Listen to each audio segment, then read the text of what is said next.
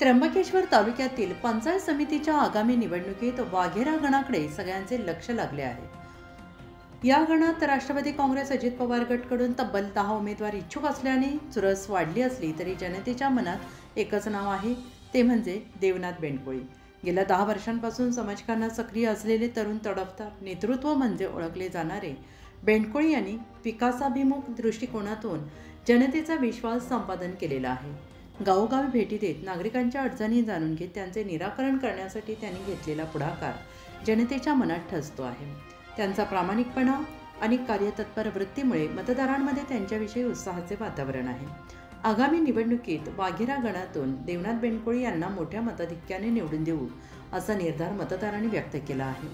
समाजकारण आणि विकासाच्या आघाडीवर त्यांनी केलेले काम आणि लोकसंपर्क याच मुद्द्यावर देवनाथ बेंडकोळी यांची रोखठोक मुलाखत नक्की बघा।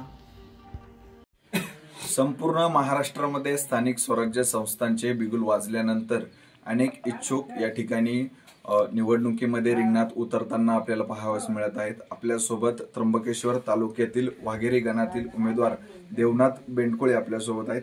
दादा, काय सांगाल, कशामुळे तुम्हाला राजकारणात उतरायचं, निवडणूक लढवायची?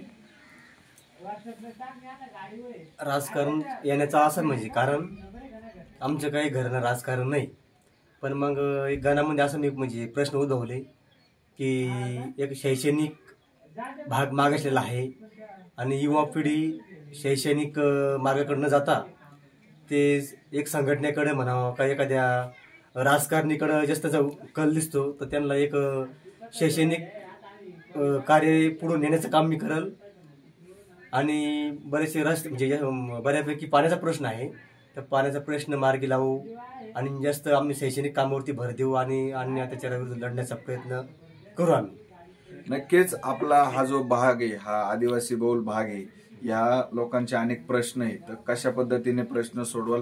प्रथमतः तुमचं शिक्षण किती झालंय? खऱ्या अर्थाने निवडणूक लढवायची तर शिक्षण हे गरजेचं आहे आणि आपल्या लोकांचे प्रश्न जर मांडायचे असेल तर कशा पद्धतीने प्रश्न मांडाल?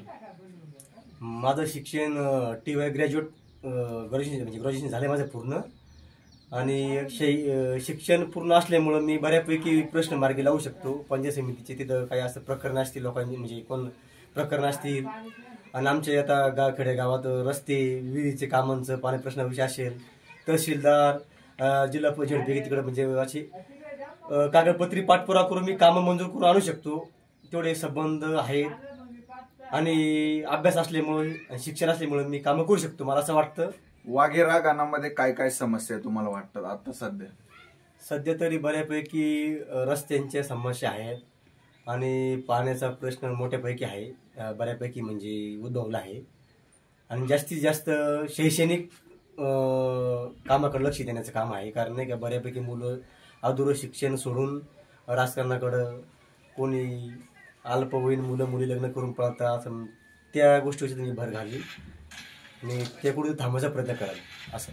नक्कीच तुम्ही कुठल्या पक्षाकडून या ठिकाणी उमेदवारीसाठी इच्छुक आहात आणि पक्षाने तुम्हाला तिकीट का द्यावं? मी झाले 10 वर्षापासून मी राष्ट्रवादी अजित पवार गटाकडून काम करतो। आमच्या तालुक्याध्यक्ष गुरु पाटील मोहाने आहेत, त्यांचे नेतृत्व काम केलं। आता आमचे कार्यसंघट आमदार रामदादा पोस्कर आहे, संपदाना सकाळे आहेत, त्यांच्या नेतृत्वाने काम केलं। पक्षाची बांधिलकी, पक्ष संघटना वाढवली आणि पक्षाने मला जर तिकीट दिलं, मला उमेदवारी जाहीर केली किंवा मला जी उमेदवारी दिली, तर मी पक्षाचं नाव आणि संघटना वाढवेल बी आणि जनतेची सेवा करेल आणि शैक्षणिक कामावरती आणि पाणी आरोग्य खात्यावरती बी मी जास्त भर देऊन लोकांची समस्या सोडवेल। गेल्या 10 वर्षापासून तुम्ही राष्ट्रवादीमध्ये कार्यरत आहात, काय काय समस्या सोडवल्या आजपर्यंत आपल्या बांधवांच्या? समस्या अशा सोडवल्या, बऱ्याचशा लोकांचे शिल्लक कारणावरून भांडणं होते, कोणी लहान अल्पवयीन मुलं मुले पळून जातात, पोलीस स्टेशनला जाऊन त्यांच्यावर केशी नाही होऊन दिल्या, दोन्ही पार्ट्यांना समजूत घालली, दोन्ही मुलं मुली अलग केली, दवाखान्यात कुठं म्हणजे पेशंट असले तिथं, आता आमदार साहेब आमचे आहेतच, ते आरोग्यदूतच आहेत, पण त्यांच्या व्यतिरिक्त आम्ही सुद्धा सिव्हिलला असेल एखाद्या खाजगी हॉस्पिटलमध्ये काम पेशंट असलं कधी आम्ही जातो, मदत करतो। मदत म्हणजे थोडं बिल कमी करणं म्हणावं, डॉक्टरला सांगा लक्ष देणं, असे आमचे काम असतात। काय विकास कामं करणार निवडून आल्यानंतर काय वाटतं तुम्हाला? विकास काम झाले म्हणजे झाले 60% झालेलेच आहेत. आता कार्यसम्राट आमदार रामदादा खोसकर आहेत, त्यांच्या नेतृत्वात बरेचसे कामं झालेले आहेत. पण जे उर्वरित कामं राहिलेत त्याच्यामध्ये शिल्लक गोष्टी लोकांना ताडपत्री प्रकरण, मशीन प्रकरण, ज्या पंचायत समितीच्या अंडरमध्ये जे काम असतील ते मी मार्गी लावेल. नक्कीच विकासाचा हा पूर्णपणे यांचा उंच आलेख पाहता नक्कीच पक्षाने यांचा विचार करावा, तसेच यांना उमेदवारी द्यावी. असा जर तरुण तडफदार नेता या भागाला लाभला तर नक्कीच या भागाचा सर्वांगीण विकास होईल.